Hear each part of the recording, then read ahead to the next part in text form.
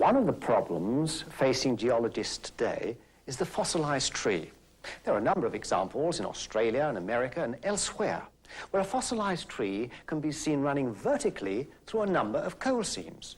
Here's an example from the coalfields of Birmingham in Alabama in the United States. Some of these fossilized trees, 12 meters or more in height, can be seen running through a number of banks. This model gives some idea of the situation. Now, the curious thing is that we are told that any one of these banks takes millions of years to form. Now, if this was the case, it would take millions of years to bury the tree. But that's not possible, because the tree would decompose or rot long before it was all buried. So, what is the explanation? Well, a scientist has studied the problem, and the episode you're about to see will give you an idea of the implications of his startling but exciting discovery. Now, in order to understand the explanation, it's important to know the difference between a layer and a bank. These are banks, these areas coloured orange and yellow and bluish.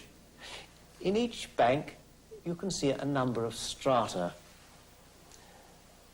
What you can't see are the layers. You can't see them because as each layer of sediment arrived, it sorted itself out into the banks that you can see. If you could see them, they would look something like this.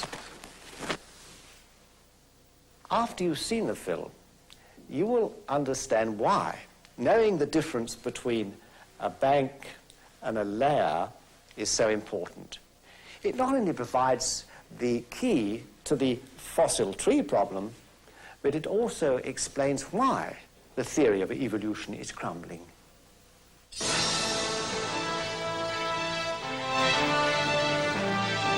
And what's so important about those rocks?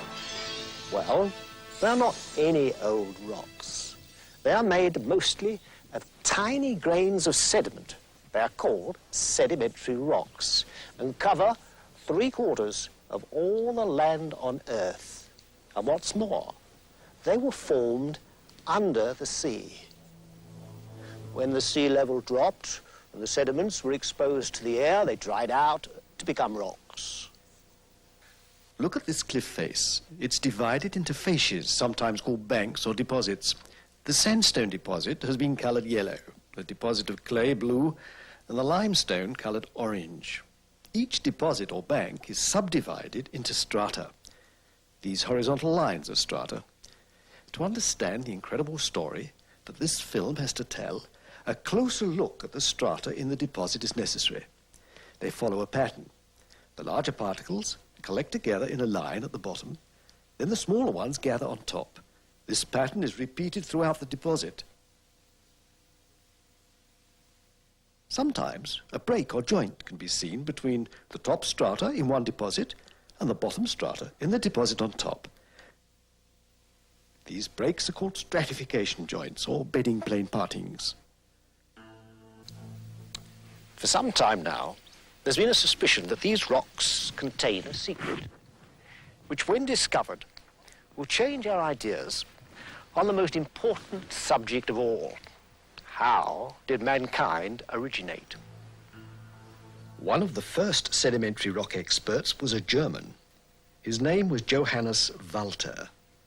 Whilst in Italy at the end of the last century, he examined the sediments in the Bay of Naples.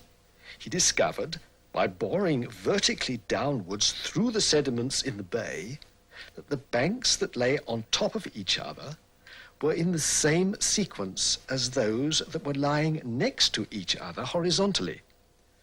The sequence of banks that could be seen lying side by side as he went from the coast out to the sea was the same as the sequence of banks that lay on top of each other in a downwards direction. He realized that the belief that the bank at the bottom was older than the one on top was wrong. Quite obviously, all the banks, the one at the top, the one underneath, and the one at the bottom were all still forming. They were forming sideways, so that part of the top bank was the same age as part of the bottom bank. It didn't take Walter very long to work out what caused the banks to form sideways. The particles of sediment coming into the sea from rivers, floods, and wind sort themselves according to their size. These larger particles, coloured yellow, stay near to the coast. The less heavy ones, coloured blue, are washed out a little farther. Then the tiny sediments, the orange ones, are carried out by the waves and currents even farther. It can be seen that the layers of new sediment are deposited side by side. The particles of sediment in the layers sort themselves out according to their size into the banks of various types of sediment.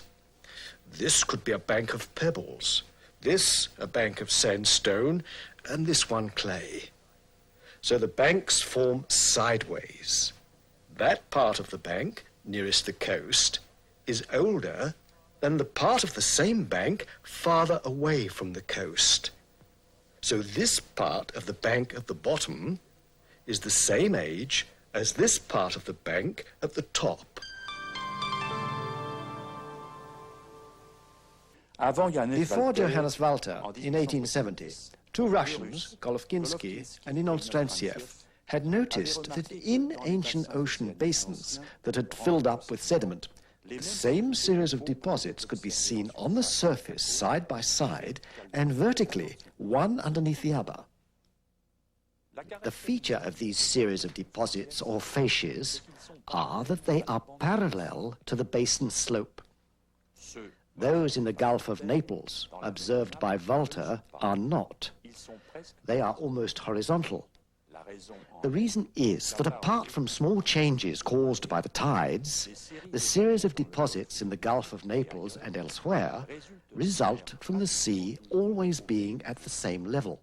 The position of deposits of sediments in ocean basins, such as those observed by the two Russian scientists, would seem to be the result of major changes in the level of the ocean. Rising water level is called a transgression. Falling water level is called a regression. When the water rises or transgresses, perhaps as the result of tidal waves, the sediments deposit parallel to the sloping sides of the ocean basin. The larger yellow particles depositing next to the slope. When the water level falls or regresses, the sediments deposit with the smallest particles, coloured orange, next to the slope. Looking at former ocean basins, now filled in with sediments, the position of the deposits or facies indicate that the waters of the past must have risen and fallen time after time in fast succession. As sedimentologists would say, transgressions followed by regressions seem to have occurred in cycles. The different kinds of deposit are again the result of sediment sorting itself out sideways, and not one type of deposit superposing itself upon another. It would appear, therefore, that the origin of sedimentary basins is the result of cycles of fast, rising and falling water levels, or more technically, transgressions and regressions. The position of the deposits is not, therefore, the result of the principles of superposition and continuity, but the application of the law of Johannes Walter.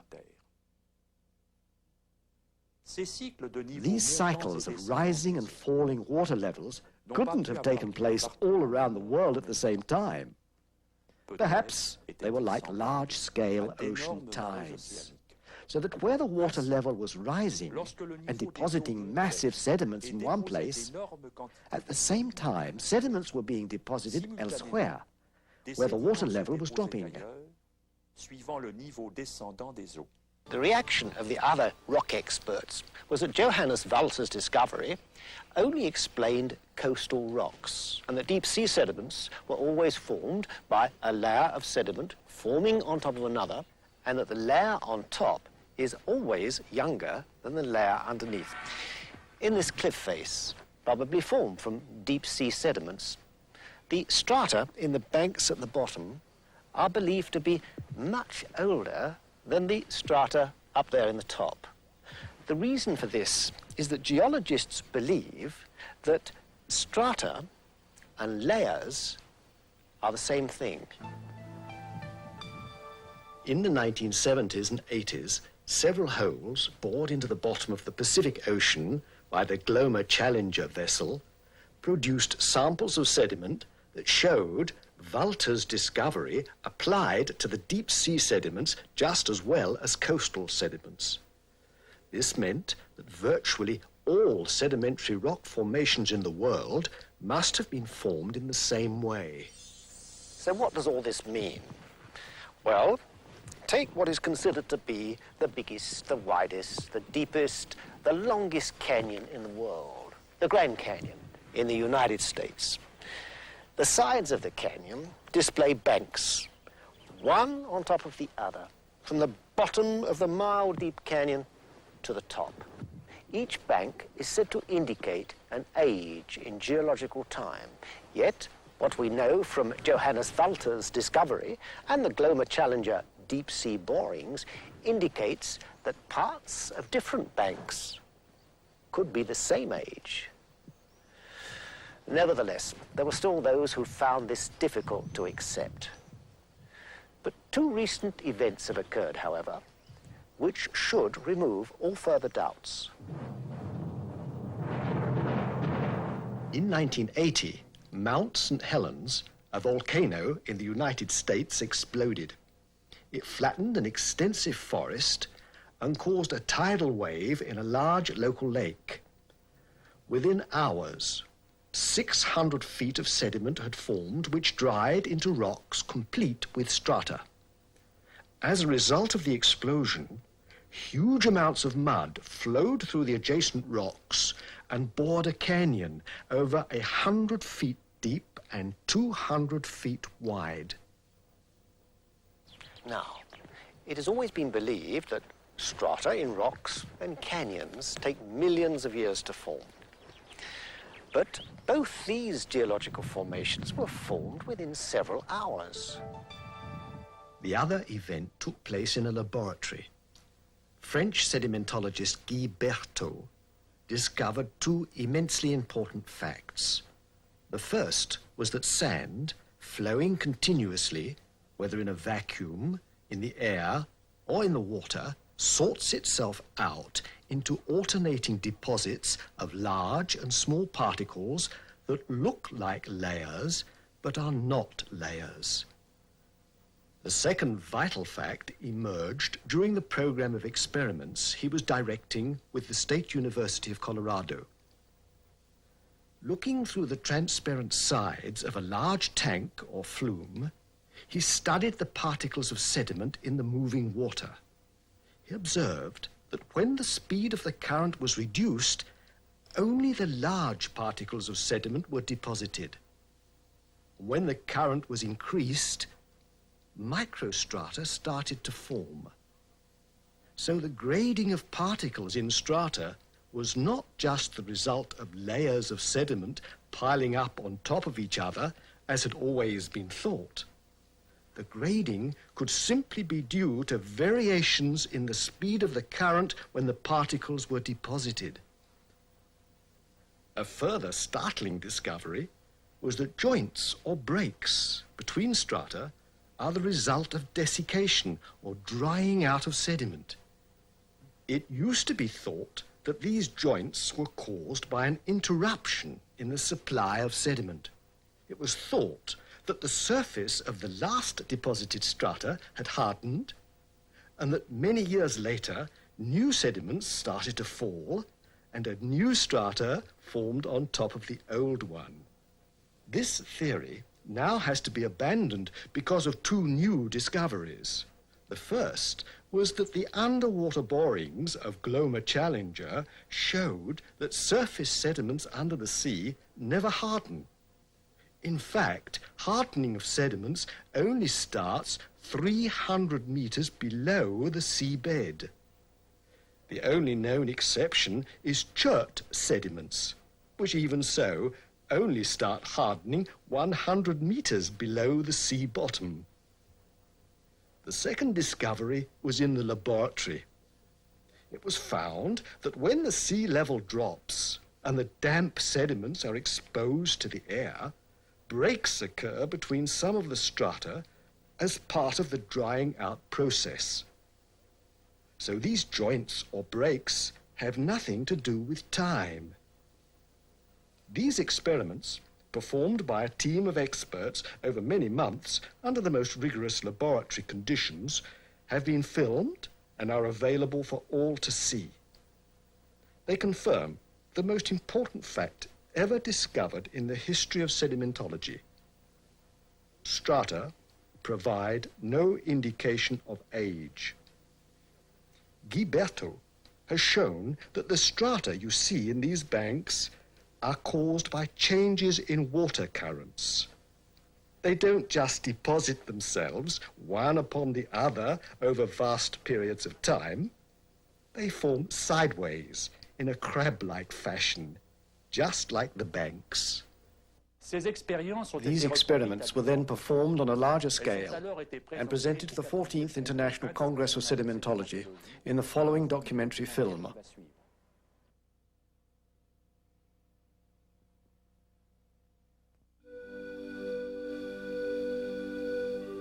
Sedimentary rocks are fascinating because they witnessed the past history of the Earth.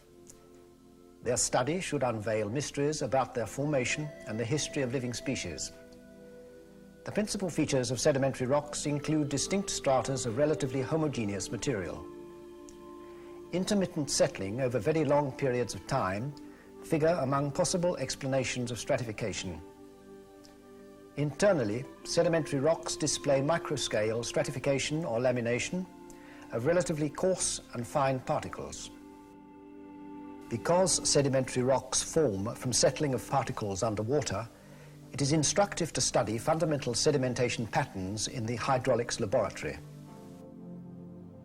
A mixture resulting from equal weights of coarse sands in black and fine sands in white is tested in the laboratory. Consider the motion of a sphere rolling on a horizontal surface. The radius of the sphere is r, the mass is m, the angular velocity omega, and the translation velocity v is equal to omega times r. The moment of inertia of the sphere is equal to 2/5 of the product of the mass m and the square of the radius. The kinetic energy of the motion is given by the following formula. E is equal to 7/10 of the product of the mass times the square of the velocity. This formula shows that at a given velocity, the kinetic energy of a sphere increases with the mass. It shows that coarse particles have a higher kinetic energy than finer particles. This example illustrates that rolling coarse particles have more kinetic energy than small particles. The mobility of coarse particles in front of obstacles or surface perturbation therefore increases.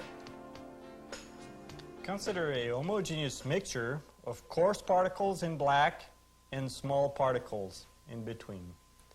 When we set this mixture into motion, the small particles, which have a lower kinetic energy, fall between the coarse particles and deposit on the bottom of the moving layer. The coarse particles with higher kinetic energy roll on top of the fine bed of fine particles. Particle segregation occurs under lateral motion of a mixture. Coarse black particles roll on top of fine particles when they have the same specific gravity.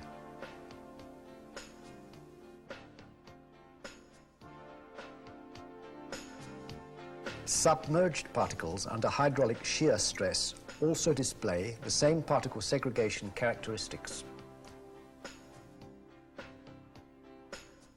The fundamental question about lamination is the following. Does nature produce repetitive segregation under a continuous supply of sediment? First, the submerged conditions are examined. The turbulent fluid motion surrounding the particles led scientists to believe that lamination was caused by periodic cycles of turbulence. When the same experiment is carried out in the air, the settling cone displays all the features of lamination through repetitive segregation. Moreover, the laminae thickness increases with the feeding rate of the sediment mixture. It should be noted that laminae form in the direction of motion, here at an angle exceeding 30 degrees. Given the absolute vacuum is at minus 29.92 inches of mercury, the hypothesis of turbulence is tested near complete vacuum at minus 22 inches of mercury.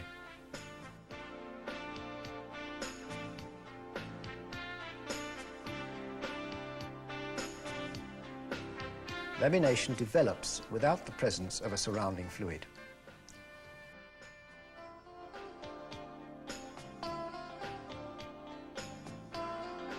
Lamination therefore depends on the mechanical interaction between particles of different sizes, different shapes, and different densities.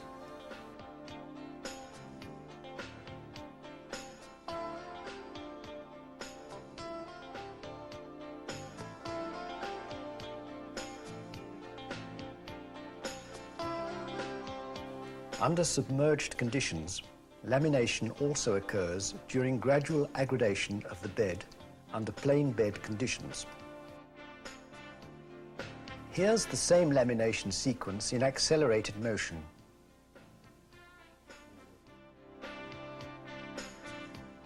Large-scale experiments on stratification were carried out at the Hydraulics Laboratory of the Colorado State University Engineering Research Center. For the experiments, a 4-foot wide flume measuring 60 foot long recirculates 1,000 cubic feet of water and 8 tons of a sand mixture. This flume provides a continuous supply of coarse and fine sand particles under steady discharge conditions. Consider a typical delta sketched on the board. At the initial time t1, the delta is comprised of 3 parts: the top set, the foreset, and the bottom set slope at initial time t1. Over time, the coarse particles rolling on the bed slide down the foreset slope of the delta and accumulate as the delta progresses in the downstream direction. Finer particles rolling on the bed settle and form a layer of primarily fine particles. The particles in suspension are carried through and deposit on the bottom set slope of the delta. After a certain time interval, we get a second bed profile at time t2. The sediments accumulated on the bed from time t1 to t2 define what is called a layer of sediment. A layer of sediment is the accumulation of sediment between the initial time t1 and the subsequent time t2.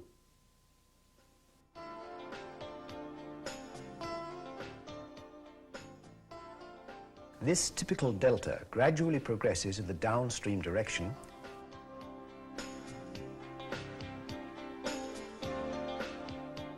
A close look at the top set slope in slow motion clearly shows a laminated deposit of finer particles. The thickness of the top set deposit decreases in the downstream direction as the foreset slope of the delta is approached. Over a long period of time, the accumulation of sediments displays clear stratification, with fine particles on top, coarse particles in the middle, and fine particles on the bottom. It is important to understand that the chronology of the formation of the deposits depends on the layers and not on the strata. Isochrones correspond to the interface between successive layers, not strata.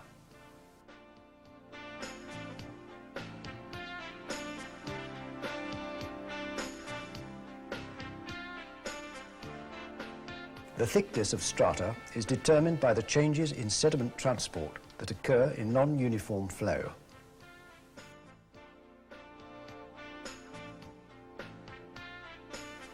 Let's now consider two particles in the delta. Particle A in the upper strata and particle B in the lower strata. Particle A deposited at a time T1 before particle B. Particle B in the lower strata therefore deposited after particle A in the upper strata.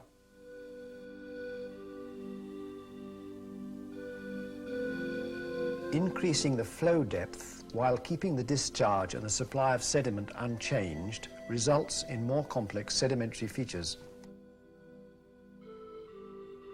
Substantial deposits accumulate with features including deltas, dunes, and ripples at various stages of development.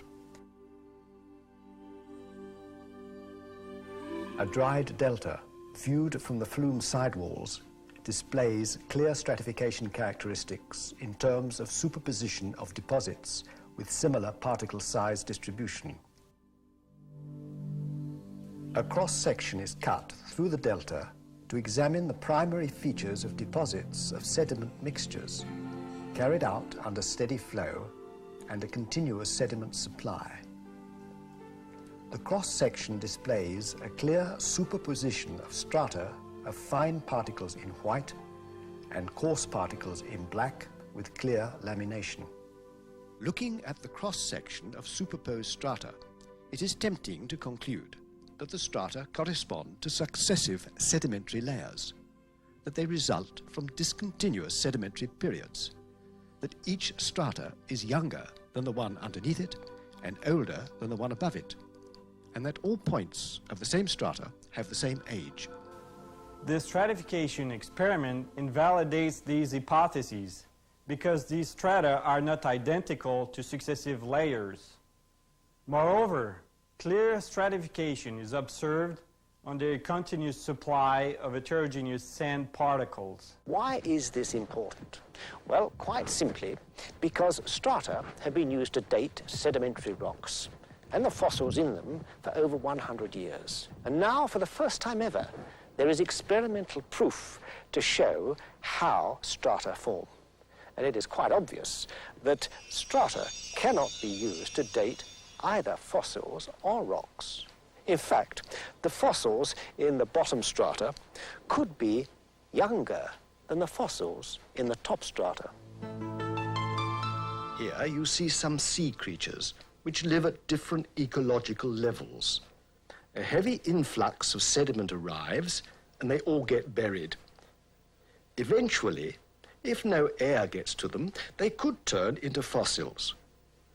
Obviously, those buried in the top strata are the same age as those in the bottom strata, as they were buried in the same layer of sediment. Then another heavy layer of sediment arrives, and more sea creatures are trapped. But what is more important is the ones at the top of the previous layer were buried before the one in the bottom of the last layer. So the one at the top here is older than the one at the bottom. Let the director of the research program explain. La théorie de l'évolution se base sur la Evolution croyance theory is based upon the belief that a succession of fossil species in a scale of geological time demonstrates that evolutionary progress has taken place. As we have seen, however, and as we have shown in the laboratory, layers of incoming sediment have been wrongly identified as being strata. The scale of geological time and the chronological succession of fossils have been calculated on this mistaken belief that strata are successive layers of sediment. A single layer of sediment can sort itself out into parts of many strata. So the position of fossils in the rock strata could simply indicate the ecological zones of marine species.